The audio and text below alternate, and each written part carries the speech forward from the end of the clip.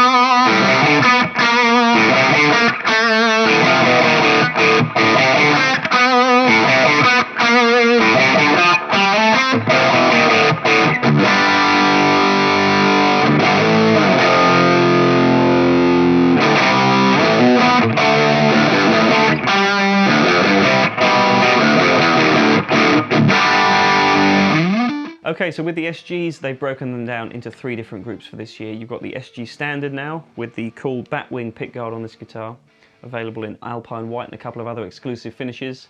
If you want something a little bit more classic, you've now got the 61 model, which has got the cherry finish over my shoulder there. And then lastly, you've got the SG Custom Edition, which adds a little bit more of a premium touch with the gold hardware. These guitars have slightly different electronics in them now, so the 61 version over my shoulder has the same Pro-Bucker pickups as the Les Pauls, whereas the standard and the custom feature Epiphone's Alnico Classic Pro pickups.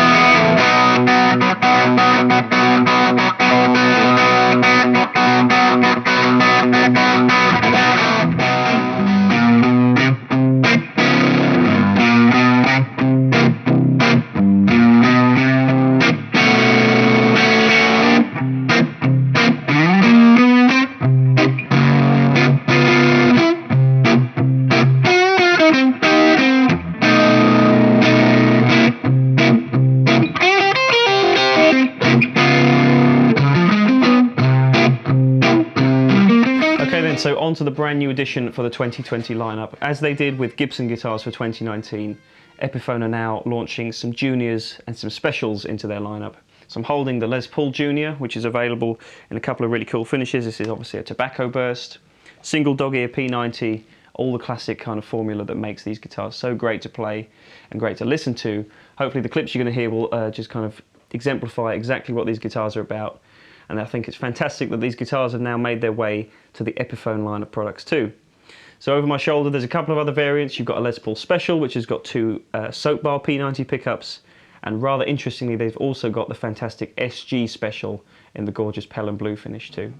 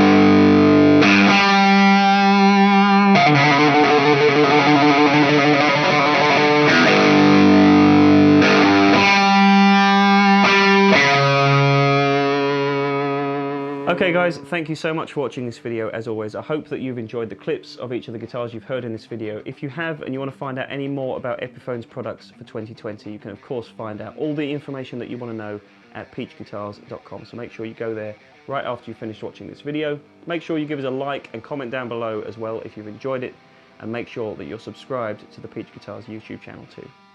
So that's it. As always, thank you for watching. Stay tuned, and I'll look forward to seeing you next time. Cheers.